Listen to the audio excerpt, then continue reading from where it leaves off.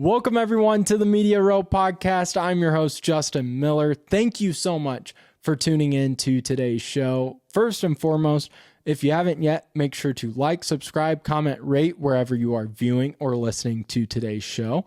And then follow us all over social media at Media Row Pod on Twitter, Instagram, TikTok, YouTube is where you can catch us and have a lot of great conversations like we did on Monday.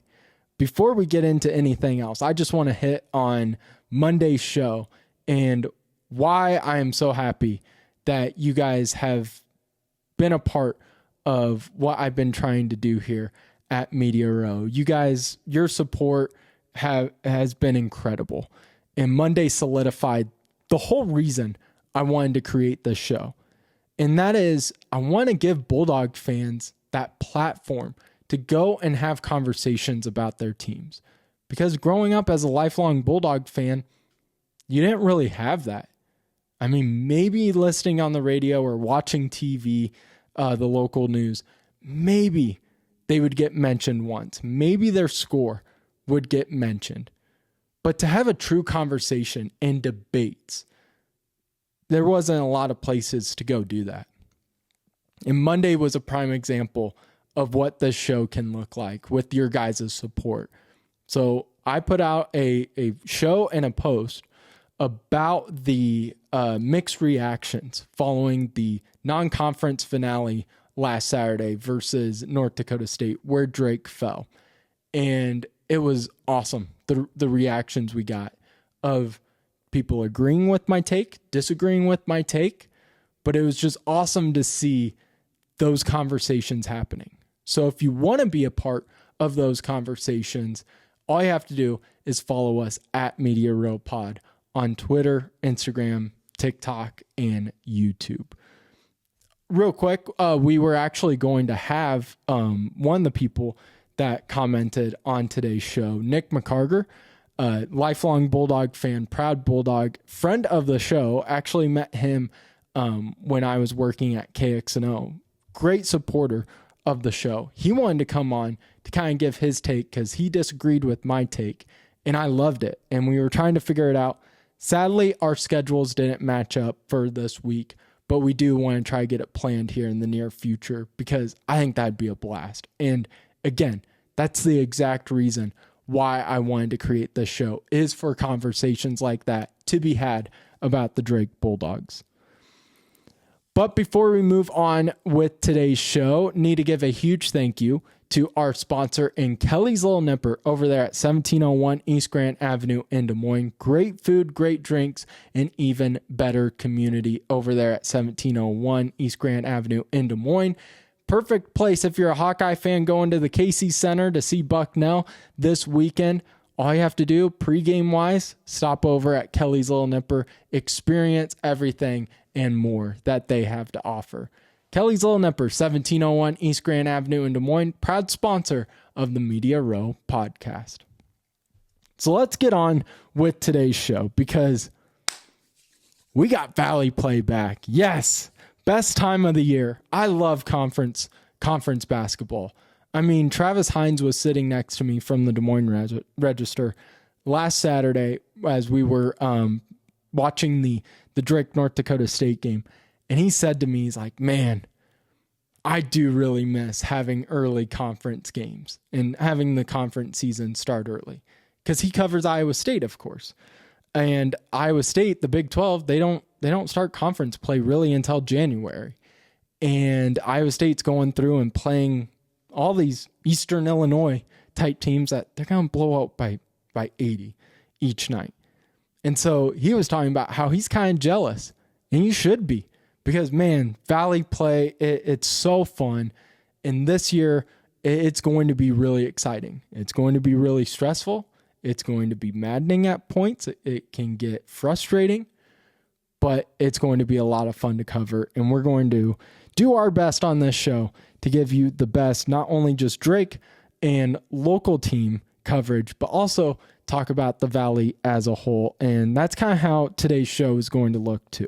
We're going to preview both the Drake men and women as they open up Valley play this week. We're going to preview both of those games. But in today's show, kind of going through the men's standings and the teams that have surprised us in both good and bad ways so far in this Valley season, because I'm going to assume most of you don't watch every single Valley team or every single Valley game. So it'll be a nice refresher as Valley play begins this week. So we're going to start with the game tipping off on Thursday night as the Drake men tip off against Murray State in what is a really difficult introduction for Coach Henderson to the Missouri Valley Conference. You have 6-5 Drake in what has been a really odd start to the year, putting it nicely. I mean, you have a losing record at home. You have Drake making history in a bad way with losing their first non-conference home game since 2017. And it's just been, the highs have been really high and the lows have been really low. There's been inconsistency. You're starting to see some improvement, especially on that offensive end of the ball, but it has been a really odd start and a surprising start for a lot of people, not just Drake fans, but for the air quote experts following the Valley. I don't think a lot of people saw Drake sitting at a 6-5 record getting to Valley play. And then it's just a difficult intro to the conference for Coach Henderson because he has to take on Murray State. Not only, we're not going to talk first off about what they're doing this year. This is just a team that historically has always played Drake tough, home and away. Look at last year.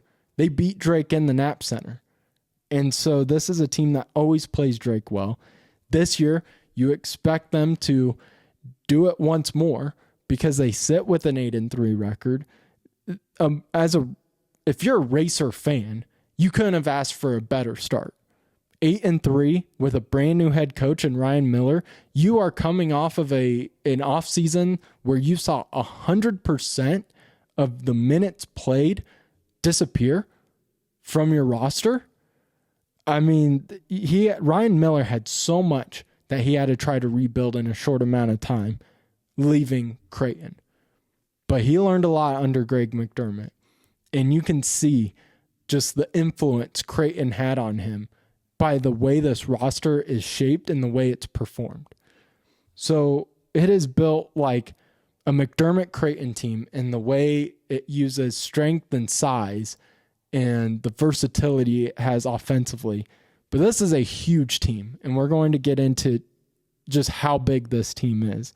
And they have been performing so well to start the year. And they were a team that a lot of people had as a dark horse to win the entire conference. I had them sitting in that 4 or 5 spot in our preseason show. If I had to redo the preseason show now, if I had to redo my rankings, which I'm not, they may be the number 1 team. I mean, Belmont, you and I are playing really good too, but man, Murray State, just the way they can perform offensively, the different styles they can play, they have been really impressive, especially with a first-year head coach. But we've talked about with this Drake team, throughout this non-conference portion of the season, we've been trying to find that X factor for Drake. Was it just a single player? Does Jalen Quinn have to get 20 plus each night? Trying to find something like that to put your hat on to go, if Drake can do this, they'll win. And the one thing I keep going back to is the rebounding numbers and guarding the paint.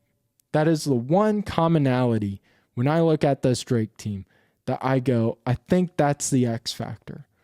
If they win one or each of those categories, man, you see a difference in this team. But that is why I believe the rebounding game is going to be the deciding factor in Thursday night's Valley opener, because throughout the start of the season, you have seen inconsistencies with this Drake team of attacking and protecting the glass. While on the other hand, Murray State, it's one of their biggest assets. With their length, their versatility, they are top 4 in the Missouri Valley in all but one rebounding category. And then you have Drake on the other hand, who sits 10th in the Valley in offensive boards. That is one of Murray State's greatest assets, is attacking the glass, getting second chance opportunities. And then in all other rebounding categories, the Bulldogs are sitting in that 6th to 7th area. There is a great correlation between Drake's wins and losses stemming from the rebounding numbers. Drake has lost the rebounding game in 4 of their 5 losses. And that's why, as a Bulldog fan, I am nervous about playing Murray State, because you look at their roster and they have 6 players over 6'9". They have 3 players averaging 12 plus points a game. The Racers' abilities to crash the glass and their pick and pop offense is going to really challenge Drake's size and versatility on the defensive end of the ball. Murray State, top 3 in the conference in 3-point percentage. They are a great look at the modern day game of college basketball, where you are going to have 7-foot guys, 6'10" guys shooting the 3 ball like they're shooting guards, but then can also get to the paint and dominate like an old 1980s post player. They are very versatile. They have great length. They dominate teams defensively as well. And again, it's because they're able to get to the glass. All offseason, we were told about Drake's size and versatility. This game is really going to prove where they sit among some of the best that have similar and better size. Going to be a lot of fun. The game tips off 7 o'clock Thursday night on ESPN Plus as Valley play is back. We know as Bulldog fans, this team doesn't get blown out. Their largest margin of defeat is 9. They do not get blown out. They are in games no matter how slow or cold they begin them. They will always end, and fans will say, man, they were right there. And even though I have been patient and positive about this Drake team for the most part, there does get to a boiling point. There does get to a boiling point where fans no longer want to say, man, look how close we were. The wins are going to have to follow. Thursday night's going to be a tough opportunity for Drake to get a victory, though, and to break this 2-game losing streak. We'll see what happens. We'll be covering it, though, all night long as the game tips off at 7 o'clock on ESPN+. Moving on now to the Drake women as they also begin Missouri Valley Conference play on the road against Indiana State. Drake, 1-8, just a really difficult start to the year. Definitely didn't see this one coming. Where you knew Dinabir, and like we mentioned on Monday, you knew there was going to be that drop-off, but not this drastic. Going into Valley play, you're just hoping you can forget about what happened in the past, and now, as a mid-major, these are the games that matter most, and you can just take it one game at a time, not overthink it. It's going to be really difficult, though, and it's proven by, you may look at an Indiana State 4-4 team and think, oh, they've struggled too. This team is much better than their record shows. They're 3-0 at home, and this offense is going to really challenge this Drake defense. Drake has some good defenders. I think Alsma's a good defender. Knutson has improved. Taylor's improved greatly in the post. But they are going up against some of the Valley's best offensively. Sycamores are second-ranked Missouri Valley Conference offense. They're averaging 73.8 points per game, while Drake, they are allowing 80.2 points per game defensively, and that's good for dead last in the Valley. Neither team really shoots the 3 ball well. Drake has shooters, but it's just been inconsistent. Drake ranks 6th, Indiana State ranks 9th. But the Sycamores, their defense guarding the arc has been really incredible, where they may not shoot the ball well from behind the 3-point line, but they're going to make sure you don't either. They are second in opponent 3-point percentage. And so Drake's defense has struggled. Their offense is built on get the ball running, put defenses on the back of their heels, but they've really struggled to do that with the inconsistencies of their shooting. And it has allowed other teams to kind of put Drake on the back of their heels. While you can look at this game as top offense versus a bottom defense road game for Drake, those are key factors. The biggest factor I'm looking at, though, for Drake is the turnover numbers.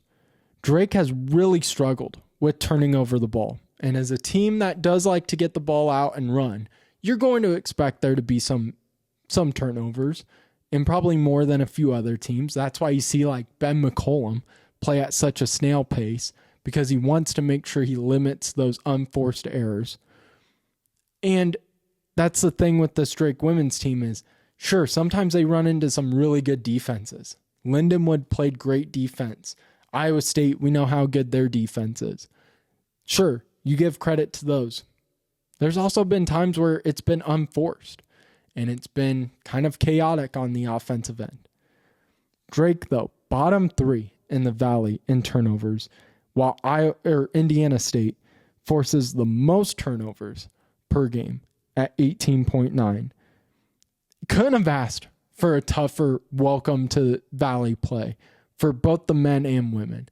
The women especially, though, this is one of those, you look at the stats on paper, and when you watch these games, you watch these teams, it feels like everything I write down of Drake struggles with turnovers. All right, let's look at our notes. Where does Indiana? Oh, they're first in causing turnovers. Great. All right, Drake has struggled with the 3 ball. Oh, Indiana State, one of the best 3-point line guarding defenses. Awesome. It's just how that feels.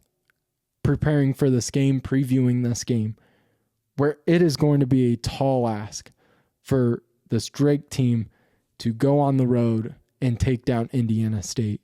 A team that also has struggled. They're 4-4, but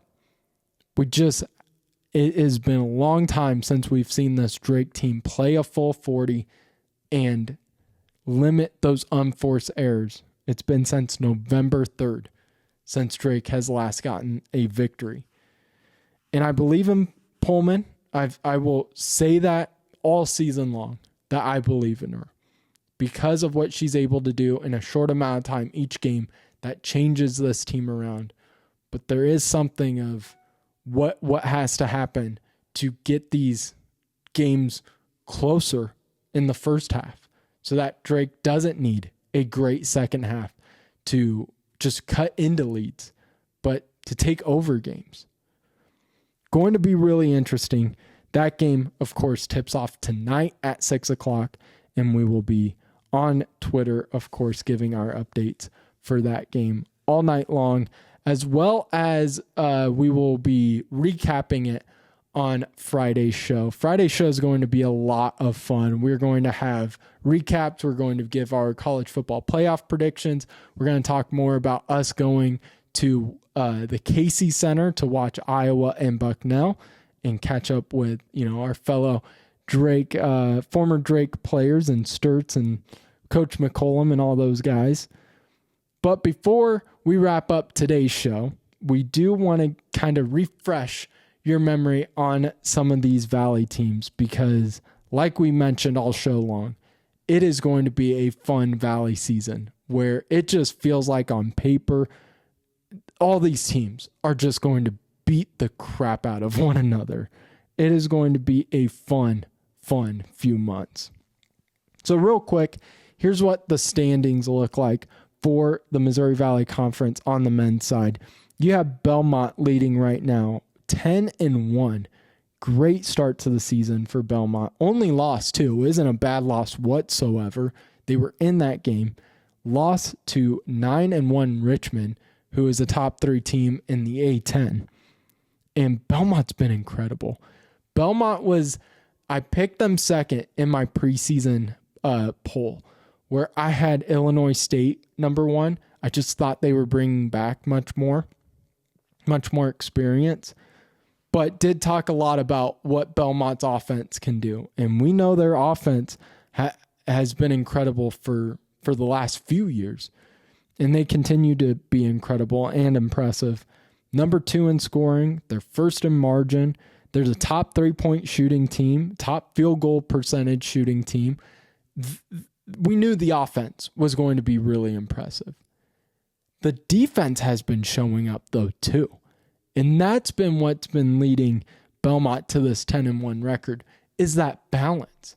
Because what have we seen from these teams in the past is they can shoot the 3 ball, but they live and die by it. Where if they have a cold night, they're done. And that's been this team's identity for a long time. But so far through 11 games, they've been so well balanced, and it's been impressive to watch. And they're right now sitting in that top dog spot where everyone is chasing the Bruins. But not too far behind them, not having to chase too far behind them, is the UNI Panthers. 8-2. They've looked really good. They look like they can run that inside-out game very well. They look like they have great depth. And it seems like Jacobson has himself a squad. I know I shouldn't bet against Jacobson. I know in my preseason poll at the start of the season, I talk about how I always have confidence in him, but the teams just haven't been able to live up to the hype. I mean, they haven't made the semifinals in St. Louis in a long time. And so I kind of had my doubts about UNI. I was one of those people that, man, it'd be easy to put them in the top 3 because of who they're all bringing back. But that track record, and I should have slapped myself across the face because it's Jacobson. That dude knows what he's doing. And this team has been really impressive out of the gate as well. And then to wrap up the top 3, you have 2 teams tied with an 8-3 record. Murray State, who we, of course, previewed at the start of today's show. And then the team I picked to win the Valley in Illinois State, a team that has so much experience coming back this season, and then has the best center in the game in Chase Walker coming back, along with some really talented guards. I thought they would be off to a really, like a Belmont type start, but started the year, started off slow. They're starting to figure some things out pretty quickly, actually, though. The only thing that concerns me about the Redbirds is they're very much so live by Chase Walker, die by Chase Walker. If he has a bad game, if defenses collapse on him, that whole offensive scheme kind of falls apart. But that's kind of your standings and a few thoughts on the top teams. But want to hit on the most surprising, both most surprising in a good way and the teams that have most surprised us in a disappointing way. Starting off with the good. Most surprising teams, Indiana State and Valpo. Both teams starting off fairly well. Both teams with better records than Drake, which I wouldn't have projected. Valpo has played some AP top 25 teams fairly close on the road. And Indiana State, same way. Indiana State is without their head coach for the season. And so you have an interim coach for the year. And Indiana State, again, looking like a team similar to last year, where that offense can really compete with just about anyone. Valpo, I don't know how they're playing as well as they are. It's crazy to me they have a better record than Drake right now because they literally lost everyone on that roster. They didn't have a single person coming back. So those are my 2 most surprising teams on the good side. And then most disappointing, I think you go with the 2 teams that played in the conference championship a season ago. Drake sitting at 6-5. It is disappointing and surprising. But right next to them is Bradley. You knew this team. You knew Wardle was bringing in a lot of young guys, a lot of inexperience. He talked about during the preseason how it was going to take time to really figure out who this team is. He did mention that he was going to learn he was going to know what kind of team he had for the year, close to Christmas. That's next week, and this team has won 4 straight after a disappointing 3-4 start. They're sitting at a 7-4 record. I think we're starting to see why Wardle is such a good coach and why every year at the end of the season, everyone always has his name up for some really big jobs. So that's kind of your Valley refresher on the men's side of things. It's going to be a fun season in the Missouri Valley Conference. The women play tonight, 6 o'clock against Indiana State. Follow along at Media Row Pod on Twitter for that one, as well as Thursday night as the Drake men, 7 o'clock tip-off on ESPN Plus against Murray State. Same thing. Follow along all over social media for that one as well. But that will do it for today's show. Thank you all so much for tuning in. Reminder, we will be at the KC Center on Saturday to reconnect with our former Bulldog friends and Bennett Sturts, Isaiah Howard, Cam Manio, Coach McCollum. We will be covering that game Saturday as Iowa takes on Bucknell. Yeah, me too. I wish they were playing a real team like Drake or UNI. But it is Bucknell, and if you like offense, and yes, I know I'm talking about a Ben McCollum team here, you're going to want to watch that game. It is going to be a bloodbath where Iowa, very similar to the last game they played, where who was it, Western Michigan or whoever it was, had like 16 points going into halftime. It is going to be very similar. This Iowa team is too good to be sweating at all against Bucknell.